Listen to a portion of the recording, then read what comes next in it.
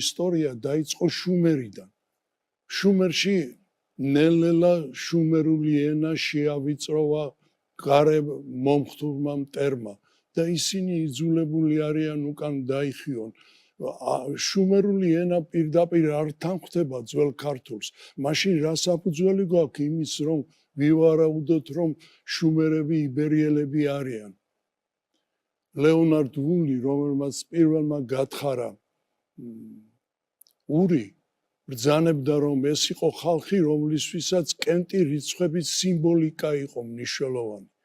კენტი რიცხვების სიმბოლიკა არსად არ ჩანს მერე, მაგრამ ის, რაც გაიშიფრა ქართულში, რიცხვ სიმბოლოებად სულ კენტ რიცხვებს იყენებს და მე მივხვდი, რომ საქმე იბერიელებთან მქონდა. ამის შემდეგ ისინი იხევენ უკან და იწყებენ ბაბილონის გოდოლის მშენებლობას. და ბაბილონის გოდოლთან დაკავშირებითაც ძალიან მნიშვნელოვანი რამ არის, რომ ხემატრია, დაშიფრის მეთოდი განსხვავდება რიცხვ სიმბოლოებით. ის, რაც რიცხვ სიმბოლოა ქართულში, რიცხვ სიმბოლო არ არის ებრაულში და ბერძნულში. და თუ შეიძლება მითხარით, რიცხვ სიმბოლო რას ნიშნავს? ეს პრაქტიკულად ჩვენთვის, მსმენელებისთვის არის გასაღები, რომ გავიგოთ და წამოყვეთ მე. დიახ, რიცხვ სიმბოლო რას ნიშნავს? ეს რიცხვ სიმბოლო იმ დაშიფრულ ტექსტებში შიგნით დევს? ხო, დაშიფრულ ტექსტებში არის ისევე როგორც 300. განსაკუთრებული სიძლიერის რიცხვია, ცნობილია 300 არაგველი, 300 სპარტელი და ასე შემდეგ.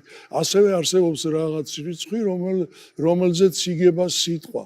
და აქედან გამომდინარე, ის სართულების სიმაღლეები, რომელიც ბაბილონის გოდოლში ჰქონდა, სწორედ ქართულ სიტყვაში არის სიმბოლოებად აღიარებული. ბოდიში და დაშიფრული რიცხვები, ესეც უნდა ვთქვათ აუცილებლად. ეს საყოველთაოა თუ მხოლოდ ჩვენს ენაში აღმოჩენილი? დაშიფრის ეს მეთოდი, რომელსაც ჩვენ ვიყენებთ და რომელსაც ხემატრია ქვია.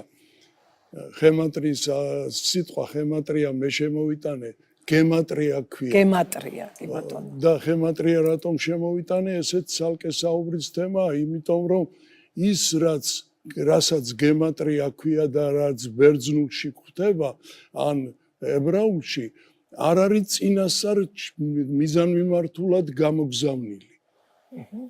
ესე იგი ხელოვნურად შექმნილი. ხო, არა, ისინი უბრალოდ შიფრავენ და ნახულობენ თუ რამე თანხდება, ესე იგი ღმერთის გზავნილია და ასე შემდეგ. ხოლო ქართულთან მიმართებაში ჩვენ კრიპტოგრაფიულ გზავნილთან გვაქვს საქმე, რომელიც მიზანმიმართულად იქნა გამოგზავნილი და გასაიდუმლოებული და ეს ყველაფერი ბაბილონის გოდოლზე იკითხება.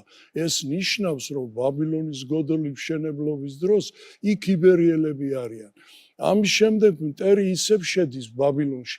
დღეს ისე ითვლება ისტორიოგრაფიაში, რომ შუმერი და ბაბილონი სემიტური დასახლება გახლავთ.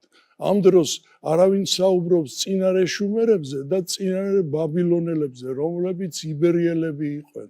ნუ მოიხსენიებთ პირველთან რამე თუ უწინარეს ჩვენთა არს.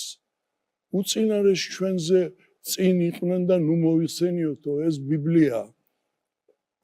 და ამ შემთხვევაში იძულებული არიან ბაბილონიდან გადაინაცვლონ ასურეთში. ასურეთში დედაქალაქი, ბიბლიური დედაქალაქი ხდება ნინევია. ნინევია უკვე სახელი ნიშნავს, რომ რაღაცნაირად ქართულ სამყაროს უკავშირდება და ნინევია ბიბლიური დედაენის ქალაქია. იმ ენის ქალაქია, სადაც ბაბილონის გოდოლის მშენებელთა ენა სრულყოფილ იქნა. მაგრამ მტერი 612 წელს ძველი წელთაღრიცხვის შემოიჭრა და მთლიანად დააოხრა ნინევია. ბოლო მეფე თავის ცოლებიანად თავს იწვავს და ენის კვალი ქრება.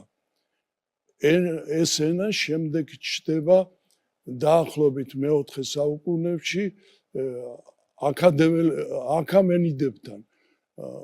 აქამენიდები ის ხალხია, სპარსელებია, რომლებმაც დაიპყრეს კაბადოკია, რომლებმაც დაიპყრეს ქალდეველები და აქ ჩდება ენის კვალი და ჩდება პირველ რიგში იმ აღლუმზე, რომელსაც მეფე დარიოსი აწყობს. იქ 365-მა ყმაწვილმა ჩაიარა მის წინაშე, ეს იყო 365 მზის კალენდრის დღესთან დაკავშირებული და ამის შემდეგ მეფე დარიოსის შვილიშვილი ფარნავაზი ამოდის საქართველოში და იბერიის მეფე ხდება ქუჯის ხელშეწყობით და ასე შემდეგ და უცბად მან განავრცო ენა ქართული, როგორც ჩანს, მან ეს ენა ამოიტანა და განავრცო.